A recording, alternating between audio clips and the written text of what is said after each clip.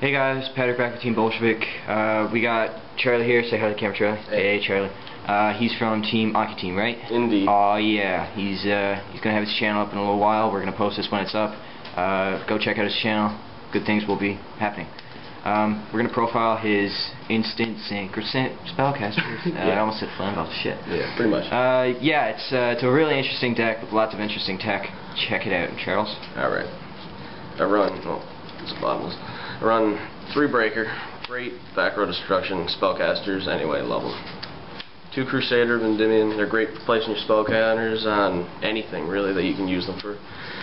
2 Exemplars. They're great for bringing back your spellcaster tuners and then just synchroing right out. Then you got your 2 Apprentice Magicians. They're great just to use for even cycling out your lower level spellcaster tuners.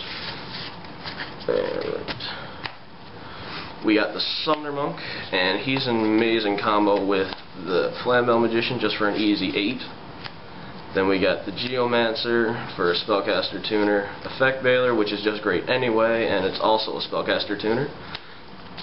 Double Knight's End, because with the effects of Exemplar, you can just remove shit from your opponent's graveyards. Then we got some singles. We got 1 Defender. He's great for just sending him out, and he can protect himself afterwards. Tricky's great for synchro. Chaos Sorcerer is amazing anyway, because the deck runs around equal amount of light and dark. Would you prefer to run 3, or do you like your 1? I prefer it single. I don't see the necessity of running the full 3. It's kind of overkill, and if you get them stuck in your hand, you can't use them. It's not a chaos deck. Exactly, it's not meant to be a chaos deck. Sanguine's great for bringing out your lower level stuff.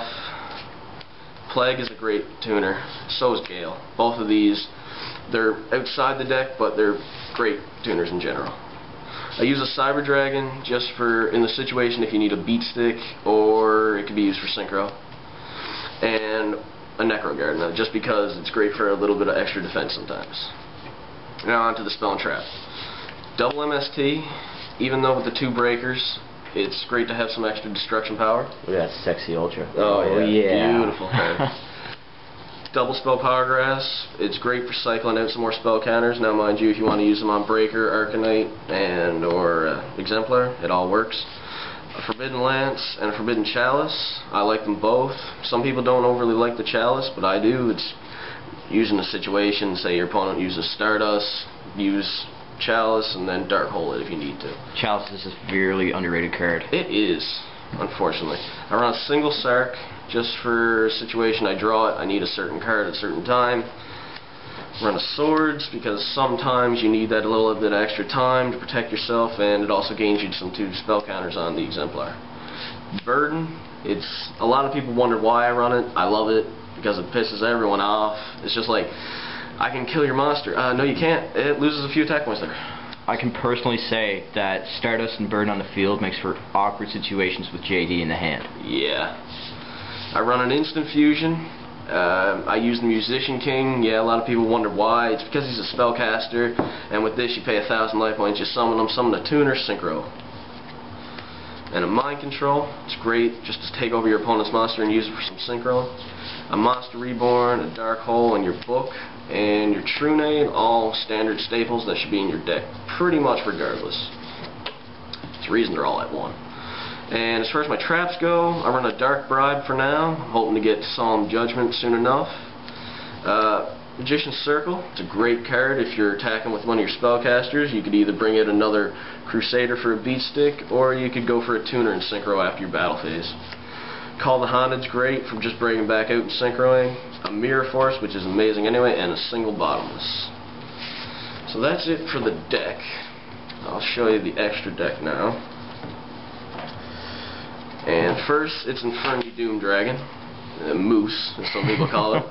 And it's great to use with Plague Spreader or Gale. Either you're using your Cyber Dragon and Gale to go for the 8 because it's dark, or you could use Plague and go for a 6 and then reuse and go for the 8. That works. Gotta run a Stardust just because, well, Stardust has just come in handy in so many different ways. I use a Dark End Dragon. You can bring him out with the Flamvel Magician and Summoner Monk combo, and it's good when you're in a situation.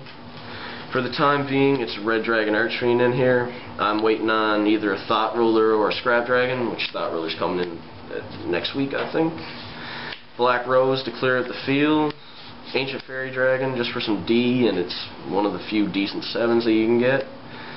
Double Arcanite Magician. Now this is probably the backbone of the deck. It's just like you bring out Arcanite, you keep them out there as long as you can, put counters on them, and just blow up your opponent's crap. Explosive Magician, he's a beat stick of a 6-star. His effect is 2 counters to destroy a spell and trap. Not really necessary, but he's a beater spellcaster. 1 Tempest.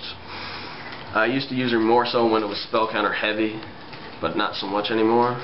Iron Chain Dragon, Flamel Uperez are the rest of the 6s.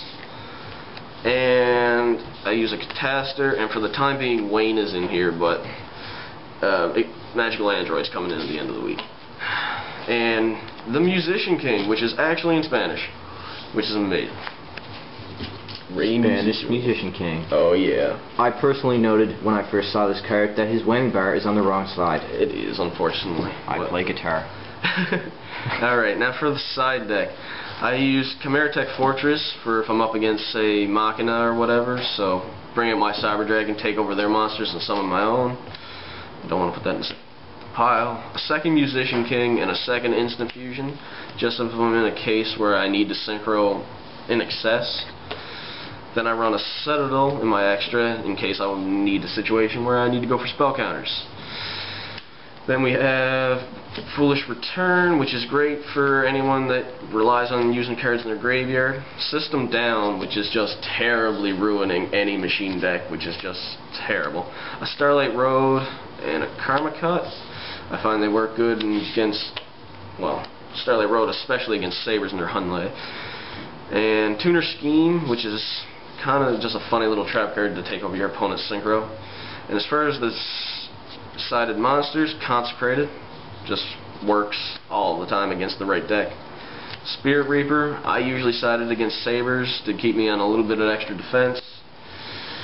And then there's a third Exemplar in case, again, I need more synchro power. I run this little Allied Justice guy mostly against Light Sworns. Hey, hey. And a Sirocco for Blackwings. And finally, just to screw up any deck that relies heavily on traps, Jinzo. Aw, yeah. Oh yeah. So Charlie, just a question about the deck. So many tuners in there, do you ever find you're getting dead draws or what? I end up, there's more often than not, I don't end up with a handful of tuners. It happens at times, but more often than not, I can get a monster at the synchro with it. That's why you use Call of Haunted, Instant Fusions, etc., etc. Exactly. Awesome. So there's the deck. It's unique. Check it out. Test the build. Team Bolshevik out. Team Ocuteam will be around soon.